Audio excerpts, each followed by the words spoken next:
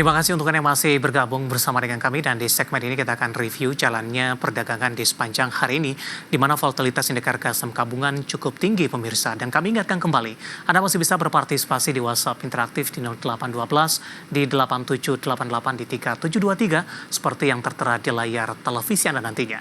Dan saat ini kami sudah terhubung melalui Zoom bersama dengan Bapak Philip Jeremy selaku Financial Educator dan Technical Analyst Sukor Sekuritas. Kita akan langsung sapa saja. Pak Philip, selamat sore, apa kabar Pak? Sore Mas David, apa kabar Mas David dan seluruh kerabat IDX Channel? Kabar baik Pak Philip dan terima kasih sudah meluangkan waktu di IDX Channel. Pak Philip, secara teknikal hari ini indeks harga saham gabungan mengalami volatilitas yang cukup tinggi, profit taking sepertinya. Karena di sesi pertama pada pagi tadi sempat menyentuh di level 6.700-an. Analisis Anda? Ya betul ya, karena memang ada area resistance juga di area 6.700 yang tadi disebutkan. Jadi memang ini bisa disimpulkan sebagai aksi taking profit ya. Kita melihat memang ini kalau secara candle dia benar-benar tertahan di area level 6.700 ya. Spesifiknya 6.707 ya sebenarnya ya. Cuman ya kita anggap 6.700 ini area take profit dan dia itu sebenarnya gap up ya waktu dia awal naik di pembukaan gitu. Jadi dia naik gap up, dia malah menutup gap. Jadi ini tidak menutup kemungkinan besok masih bisa melanjutkan kenaikan. Kalau kita melihat dari segi chartnya, apalagi sebenarnya itu keluar pola chart candle morning star di yang dibentuk pada tanggal 10 Maret, 11 Maret, dan 12 Maret kemarin. Baik, kalau sesuai skenario, besok akan berbalik mengalami penguatan. Pak Philip, support dan resistennya di berapa? Ya, resistennya itu di angka yang tadi 6.700. IHSG harus bisa close di atas angka 6.700 besok kalau mau ada potensi untuk reversal ya 6.700. Kemudian kalau udah breakout 6.700 ya yang harus dituju itu 6870. Itu target price yang keduanya. Untuk area level support ya kita bisa katakan di 6.500 so far untuk IHSG. Baik, pergerakan indeks harga saham gabungan Pak Philip dari sisi teknikal tidak berlangsung cukup lama. Maksudnya dalam hal ini adalah ketika penguatan terjadi, ini hanya berlangsung 1 hari perdagangan saja. Paling lama terjadi hanya di 2 hari perdagangan, kemudian kembali mengalami koreksi. Bagaimana Anda melihat posisi ini? Apakah memang di tengah dari sentimen negatif global yang mendominasi, yang masih membayangi para investor, lebih mencari keuntungan dengan hanya melakukan trading saja, tidak mempedulikan apakah itu saham perbankan big cap, kemudian ataupun saham-saham big cap lainnya yang masih dinilai memiliki fundamental yang baik. Ya, ini permasalahannya ya, bahwa dimana kita melihat sekarang di market ketika net foreign outflow itu begitu besar, trader dan investor pun menjadi takut gitu untuk menaruh modalnya. Kita lihat aja gitu ya, net foreign sale mungkin rata-rata sebulan terakhir itu begitu besar ya, triliunan khususnya di big bank kita. Hari ini pun BBNI masih lanjut net foreign sale, mungkin BRI dan BCA yang udah net foreign buy, tapi net foreign buy-nya pun dengan nominal yang di bawah 200 bio, bahkan main di bawah 150 bio. Itu nominal yang sangat-sangat kecil dibandingkan dengan net foreign sale yang sudah terjadi di beberapa minggu ini ya. Jadi memang orang itu, dan itu tuh ripple effect gitu. Jadi kalau misalnya kita melihat big caps-nya juga sell off-nya besar, small caps dan medium caps-nya juga ini akan terdampak gitu, kecuali bener-bener saham-saham yang mungkin contohnya saham IPO yang arah-arah gitu, atau misalkan kita lihat suatu saham teknologi ada WiFi, ada DCI ya, mungkin itu different case. Tapi in general pelemahan itu terjadi memang di seluruh indeks. Baik, langsung saja kita ke BMRI Pak. Hari ini pelemahannya lebih dalam jika dibandingkan dengan perbankan big cap lainnya di 2,66%, 4750 posisi saat ini. Dengan skenario besok ada peluang untuk mengalami penguatan, analisis dan rekomendasi untuk BMRI. Ya, BMRI ini menurut saya dia masih ada potensi untuk koreksi ya, melihat bentuk candle yang dibentuk hari ini. Cuman area bottomnya itu memang di 4.450. Jadi selama masih di atas 4.450 dia aman. Mungkin kita tunggu apakah ada net foreign buy nanti di 4.450. Tapi so far mungkin saya masih wait and see dulu sih untuk BMRI juga, karena memang net foreign sale masih besar dan belum ada volume net foreign buy yang besar.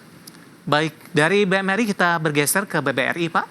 Di penutupan sesi kedua hari ini, BBRI juga tertekan di 2,31%. Sempat menguat ke 39 tadi, profit taking. Kemudian lebih dominan bergerak di zona merah. BBRI juga sama ya, selama dia masih bergerak di bawah 4.000, mungkin kita jangan lirik dulu ya. Mungkin bukan jangan lirik lah, tapi kita tunggu dulu gitu, karena kita sulit untuk menebak arah penurunannya, karena memang masih sangat downtrend. untuk area level supportnya itu yang kuat itu kemarin ada di 3.600 dan di 3.300, di mana itu masih cukup dalam gitu. Jadi kalau menurut saya BRI juga sama, wait and see, saya lebih prefer buy on breakout ketika dia breakout dari harga 4.000. Baik, penutupan hari ini di 3.800 melemah di 2,31%. Untuk mengamankan posisi dari portofolio, lebih direkomendasikan untuk buy on breakout BBRI di atas level 4.000-an. Kita bergeser ke BBCA Pak, yang baru saja mengumumkan dividen, tampaknya juga tidak ampuh sentimen ini. Hari ini BBCA justru koreksi dalam dan kembali meninggalkan level 9.000-an, Pak Philip. Iya, kalau kita emang dividennya karena tidak terlalu besar ya. Jadi mungkin untuk investor juga kurang begitu menarik ya kalau kita ngelihat bagi-bagi dividennya. Ditambah lagi juga memang ini yang menarik itu sebenarnya kan BBCA ini earnings-nya itu di bawah estimate gitu ya. Kalau kita lihat earnings di awal Q3-nya, nah ini kita akan lihat Q4-nya. Cuman emang untuk BBCA sendiri ya ini memang tekanan global ya, ini sulit untuk dihindari.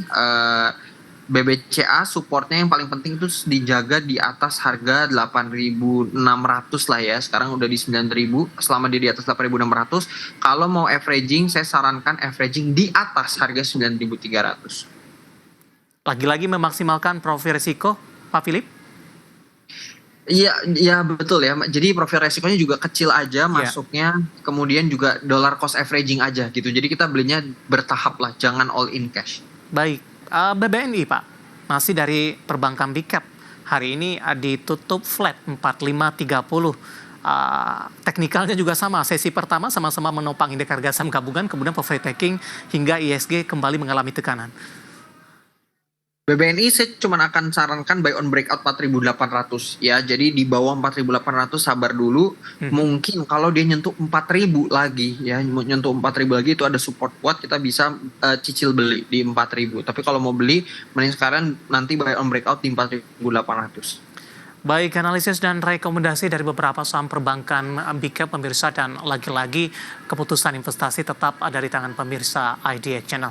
Pak Philip, sektor teknologi hari ini lagi-lagi memimpin penguatan dari sisi sektoral, ketika dari beberapa sektor lainnya cukup berfluktuasi.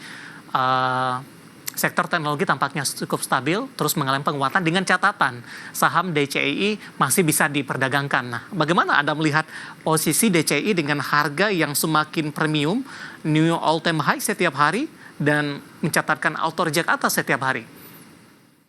Ini saya nggak bisa komentar ya sebenarnya untuk DCI ini ya, karena memang ini abnormal juga.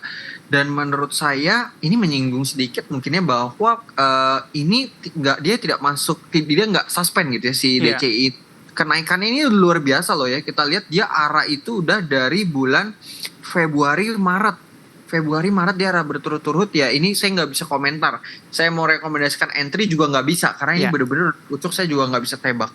Dan satu lagi selain DCI itu ada yang kenaikannya menopang teknologi itu WiFi. Betul. WiFi juga sama, WiFi juga naik terus. Cuman WiFi kemarin udah koreksi ya, dari harga 2.500 sudah turun sampai ke harga 1.500. Cuman memang full DCI ini benar-benar menopang sektor teknologi. Tapi saya juga nggak bisa merekomendasikan untuk buy atau untuk sell juga untuk DCI. Baik, kita akan coba ulas untuk WIFI Pak. Kebetulan ada pertanyaan masuk, ada Ibu Yohana Ginting. Bagaimana arah dari WIFI, support dan resistennya? Oke, WiFi itu kalau mau spekulasi buy, jangan turun di bawah 1.600, itu catatan penting. Sekarang harganya kemarin tadi naiknya 19%. Iya. Kalau di 19%, stop loss-nya itu berarti jangan terlalu besar, saran saya di 1.750, itu stop loss-nya untuk si WiFi. Target profitnya di 2.300 dan di 2.700 di area level pucuknya. Bagaimana Anda melihat dari sisi profil risiko, kenaikan signifikan, kemudian koreksi yang cukup dalam terjadi untuk WiFi? Singkat saja Pak. Ya ini memang resikonya besar, fluktuasinya juga besar, jadi position sizing-nya kecil aja untuk spekulasi lah. Lebih ke arah untuk trading harian saja Pak? Iya, mungkin mingguan sampai harian ya. Oke, analisis dan rekomendasi dari beberapa saham teknologi, di mana dari sisi sektor teknologi terus memimpin ketika terjadi fluktuasi pergerakan indeks harga saham gabungan yang lebih cenderung melemah. Baik Pak Philip, kita akan jeda kembali, nanti kita akan coba lihat saham-saham pilihan apa saja yang Anda rekomendasikan, dan sekaligus update penutupan perdagangan di sesi kedua hari ini.